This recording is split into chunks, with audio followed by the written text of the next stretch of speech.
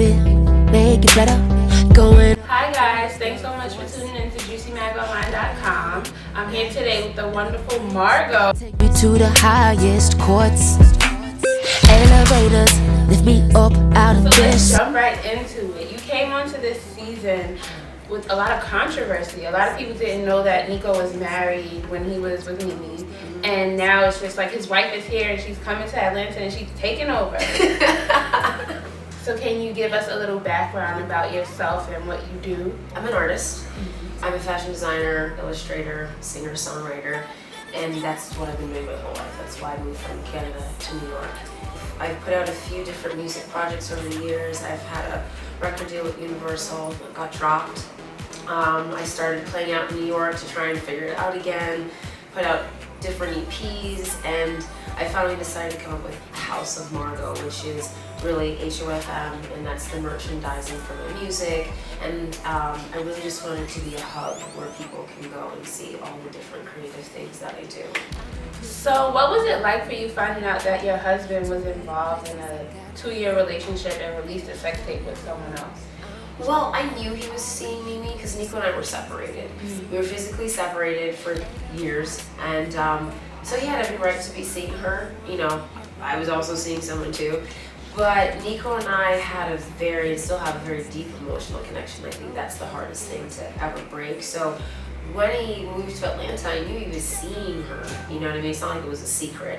And I didn't know about the tape until like a month before it came out. He told me just to like brace me. That didn't make it any easier. But yeah, I mean, I knew about her, I knew he was seeing her. But I feel like they were both, you know, using each other. She came out of something bad. He and I had separated.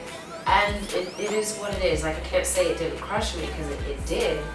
But at the same time, I would rather deal with my pain privately. That's why no one ever heard from me. Gotcha. What made you decide to come onto the show? Well, because it came out that he was married. and then, again, I was saying before, that my picture came out, and then my name came out, and I was like, okay, because I was thinking maybe we would just separate behind the scenes and no one would ever know, because I was not going to come out and, be a fight with her in public, and I felt like it was really serving other people, not me. And I needed to travel and get away, but I couldn't escape it, because then it came out on all these blogs.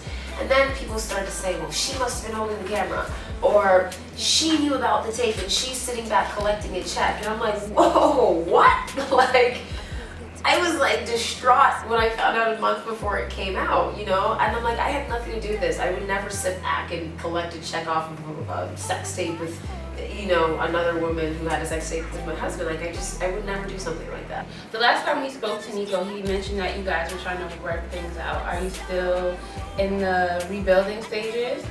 Well, we've been through so much, like, you don't go through like sleeping in your rehearsal studio with somebody to just say, fuck you, like, he's my best friend. You guys gotta keep watching, because it's a really good season. I mean, it's a good season for me.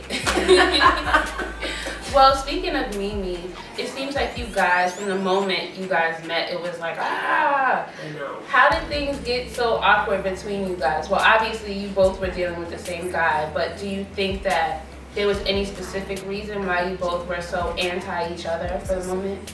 Well, I know for me, I got upset because she said that I knew about the tape, and that bothered me.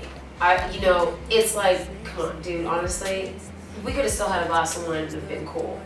And that's just how I am. But when you implement me in something that you did, because you don't want to take ownership for it, that's when you get the hands in the face. Because other than that, like, I know she didn't know he was married. You know what I mean? Like, come on, I don't have anything against her. But it's when you say I knew about it, as if to say, like, when you start to say I planned this with him, that's not cool. Do you think there could ever be a time where you guys could actually sit down and be cordial?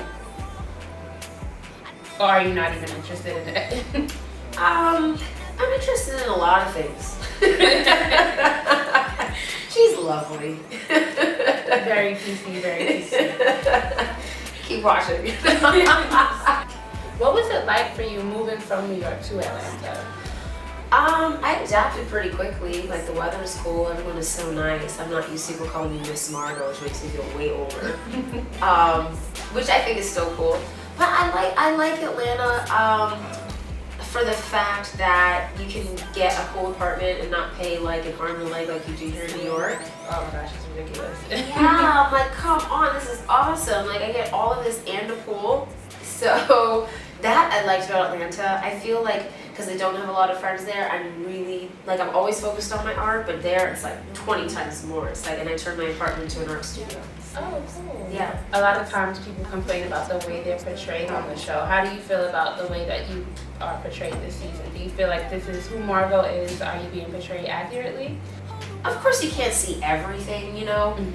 I mean, if they were to film me all day, it'd be like days and years of editing. So I get, you know, whatever. It's like, yeah, that's me, but of course still, you're not seeing every single side of me, you're just seeing the side of me within this situation, you know?